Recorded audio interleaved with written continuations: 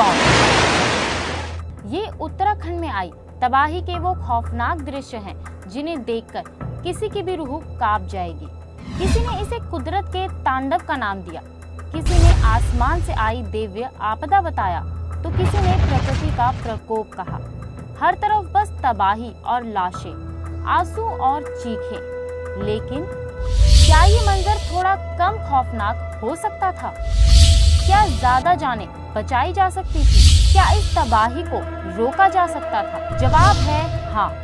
तबाही कम होती अगर प्रशासन सोता न रहता, अगर मुख्यमंत्री और राष्ट्रीय आपदा प्रबंधन प्राधिकरण ने अपनी अपनी जिम्मेदारी समझते हुए समय रहते कार्रवाई की होती, तो शायद तबाही इतनी भयावह नहीं होती। जी हाँ, इसरो यानी भारतीय अंतरिक्ष अनुसंधान संगठन की ये रिपोर्ट तो कुछ यही बयां कर रही है। 16 जून 7:30 GMT यानी भारतीय समय के अनुसार दोपहर 1 बजे ये रिपोर्ट जारी की गई। 16 जून को उत्तराखंड में तेज बारिश शुरू हो गई थी और ये रिपोर्ट आने के कुछ घंटों बाद ही उत्तराखंड में हालत काबू से बाहर होने लगी थी। इसरो की मौसम इकाई मॉसडैक ने लगभग 16 घंटे पहले ही ये रिपोर्ट उत्तराखंड सरकार और NDMA को भेज दी थी और चेता दिया था कि आसमान से भारी आफत आ सकती है, और वो भी सिर्फ 1 या 2 जगहों पर नहीं, पूरे 11 इलाकों में। इस रिपोर्ट में बारकोट, कीर्तिनगर, मुनिकीरेती, नरेंद्रनगर, पौड़ी, रायवाला, ऋषिकेश, रुद्रप्रयाग, श्रीनगर, टिहरी और उत्तरकाशी में भारी बारिश और बादल फटने की आशंका जताई गई थी। लेकिन राज्य सरकार ने इसकी सुध लेने की भी नहीं सोची और आंखें मूंदे प्रलय आने का इंतजार करती रही। इस अनदेखी और गैर जिम्मेदारी का ही परिणाम है ये तबाही, जिसे देखकर सभी की आंखें फटी की फटी रह जाती हैं। अब आपको रूबरू कराते हैं सियासत की ताकत से। इसरो की इस रिपोर्ट को लेकर मीडिया में भारी हंगामा हुआ। उत्तराखंड प्रशासन सवालों के कटघरे में कर दिया गया। विजय बहुगुणा से जवाब मांगे जाने लगे और फिर पूरे मामले में आया एक बड़ा नाटकीय मोड़। इसरो की रिपोर्ट पर इतना हो हल्ला होने के अगले ही दिन इसरो ने इस रिपोर्ट के शीर्षक को ही बदल डाला। जी हाँ, गौर से देखिए, ये है वो पहली रिपोर्ट जो इसरो ने जारी की थी, जिसका टाइटल कहता है prediction of extreme rainfall and cloud burst, जिसका मतलब है इस रिपोर्ट में उत्तराखंड में साफ तौर पर भारी बारिश और बादल फटने की भविष्यवाणी की गई है। और अब नजर डालिए इस दूसरी रिपोर्ट पर, जिसे बाद में अपडेट किया गया है।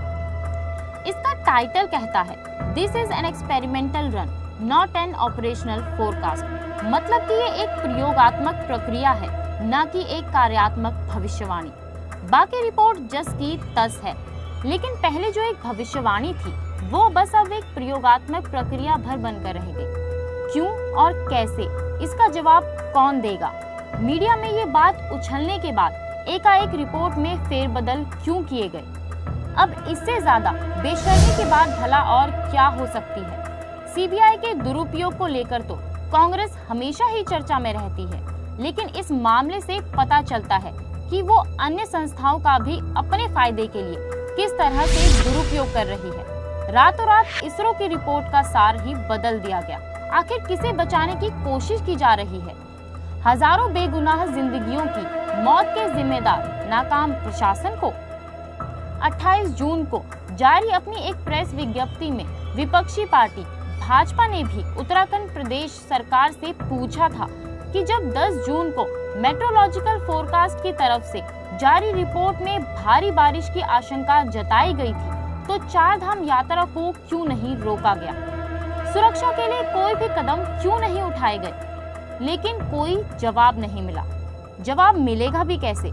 जवाब देने के लिए जवाबदेही की जिम्मेदारी समझना भी जरूरी है, और उत्तराखंड सरकार का ढीला रवैया किसी से भी छुपा नहीं है। जितना सच ये है कि हम इस जल प्रलय को रोक नहीं सकते थे, उतना ही सच ये भी है कि इतनी भारी तबाही को रोका जा सकता था। हालांकि उत्तराखंड सरकार इस बात को मानने से साफ इनकार कर रही है, लेकिन बड़ा सवाल ये भी है, क्या सरकार की गैर जिम्मेदारी का शिकार मासूम जिंदगियां बने तो ये सही है? क्या सियासत के आगे मानवता का अब कोई अस्तित्व नहीं। क्या गद्दी के खातिर सच को झूठ बताना जायज है?